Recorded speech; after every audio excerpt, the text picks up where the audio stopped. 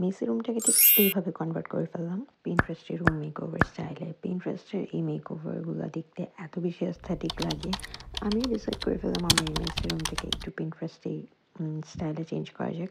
ফার্স্টে আমার রুম থেকে আমার অপ্রয়োজনীয় যে ফার্নিচার আছে আমি এটা সরিয়ে ফেলবো। আর এটা আসলে আমার রুমের সেটিংয়ের সাথে যাচ্ছিল না, তাই আর রুমটা মেসি এতটাও ছিল না। মেসি করেছি আপাতত যাতে চেঞ্জটা বোঝা যায়। তারপর আমি সব কিছু ফার্নিচার মুছে আমি এই জায়গাটাতে আমার ভ্যানিটি এরিয়া বানাচ্ছি। আর এটা লাইটটা এমনিতেই জ্বালানো যায়। দেন আমি সুন্দর একটা মেকআপ ব্রাশ হোল্ডার কিনেছিলাম, এটাও আমি রেখেছি। দেন একটা ব্যাম্বো ল্যাম্প শেড, আর এইটাও একটা ক্যান্ডেল হোল্ডার। আর এইটা তো পিন্টারেস্টে সবাই দেখেছো, এই ক্যালেন্ডারটা ভীষণ অ্যাস্থেটিক লাগে আমার কাছে। দেন আমি একটা ছোট্ট শোপিস রেখেছি এখানে, just to add a little more detail. তারপরে আমি পুরোটা সেট আপ করার পর আমি এখানে হচ্ছে এই তার যত ধরনের তার আছে সব আমার আলাদা একটা জায়গায় আমি সেট করেছি। আর কিছু ফ্রেশ ফ্লাওয়ার্স, যদিও ওখানে কিছু মরা ফ্লাওয়ার্স আছে, জাস্ট ইগনোর দ্যাট।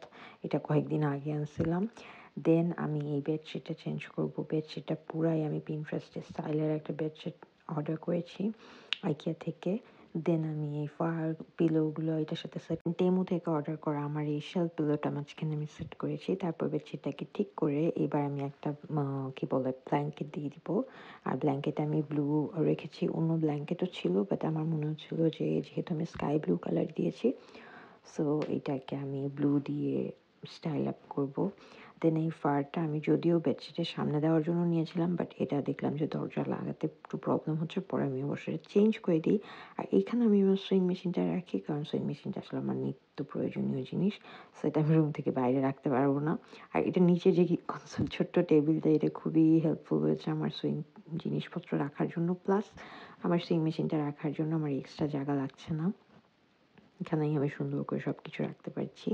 সো এটা একটা ভালো জিনিস হয়েছে। দেন আমি পুরা রুমটা ভ্যাকিউম করে নিচ্ছি, কারণ আমি এবার কার্পেট দিয়ে দিব। সো ফ্লোর ম্যাট দেওয়ার আগে আমি এখানে হচ্ছে একটু সুন্দর করে ক্লিন আপ করে আমি এই জায়গাটা সেট করে ফেলেছি। ক্লোজেটের সামনে পর আমি ফার ম্যাটটা দিয়েছিলাম। এইবার কার্টেন্স চেঞ্জ করার পালা। আগে আমার আইকিয়ারই একটা কার্টেন ছিল গ্রে কালারের। এবার আমি একটা হোয়াইট কার্টেন নিয়ে আসছি আইকিয়া থেকে, কারণ আমার রুমে যেহেতু সব কিছু white, so I thought of keep it white সব কিছু।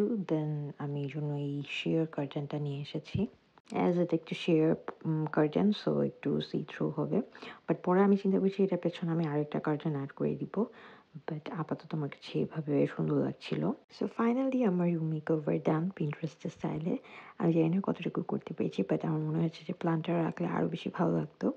সো এই হচ্ছে ছোট ছোট ডিটেল যেটা আমার রুমটাকে অ্যাকচুয়ালি বোরিং রুম থেকে খুব সুন্দর অ্যাস্থেটিক একটা রুমে কনভার্ট করে ফেললাম।